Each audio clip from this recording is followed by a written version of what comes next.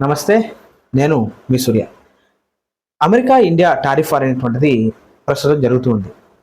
ఈ జరిగేటువంటి క్రమంలో ఈ రోజున Indian air force chief marshal అయినటువంటి అమర్‌ప్రీత్ సింగ్ గారు మాట్లాడుతూ ఆపరేషన్ సింధూర్‌లో భాగంగా మొత్తం 5 యుద్ధ విమానాలను కూల్చామని, అందులో F-16 యుద్ధ విమానాన్ని కూడా కూల్చామని ఆయన చెప్పడం అనేటువంటిది సంచలనంగా మారింది.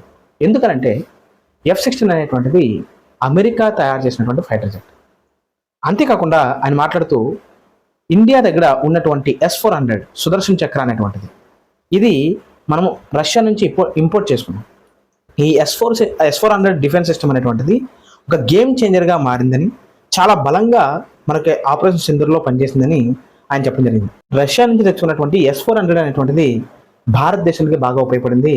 బట్ అదే పాకిస్తాన్ అమెరికా నుంచి దిగుమతి చేసుకున్నటువంటి F-16 యుద్ధ విమానం అనేటువంటిది కూలిపోయింది అనేటువంటి మాటని ఆయన ఇండైరెక్ట్గా చెప్పడం జరిగింది. ఈ అమెరికా టారిఫ్ వార్లో ఇండియాను టార్గెట్ చేయడానికి ఇదొక కారణం అని చెప్తున్నారు.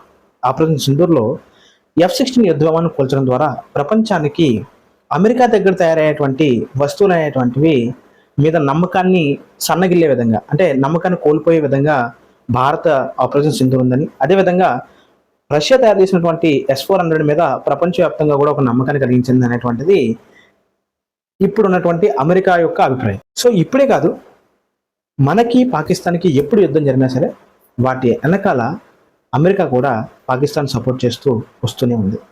కాబట్టి అమెరికా చేస్తున్నటువంటి ఈ టారిఫ్ వార్ని ఇండియా అన్ని విధాలా ఇండైరెక్ట్గా చాలా గట్టి స్ట్రాంగ్ కౌంటర్ ఇస్తుంది. ఈ కౌంటర్ ఇలాగే కొనసాగాలి. భారతదేశం అనేటువంటిది ఈ ఎక్స్పోర్ట్స్ అనేటువంటిది అమెరికా నుంచి వేరే దేశానికి ఎక్స్పోర్ట్ చేసే విధంగా ఒక ఆలోచన చేస్తుంది. ఆ ఆలోచన కూడా సక్సెస్ అవ్వాలని ఆశిద్దాం. నా వీడియో మీకు నచ్చితే లైక్ చేయండి, షేర్ చేయండి, సబ్స్క్రైబ్ చేయండి. నమస్తే.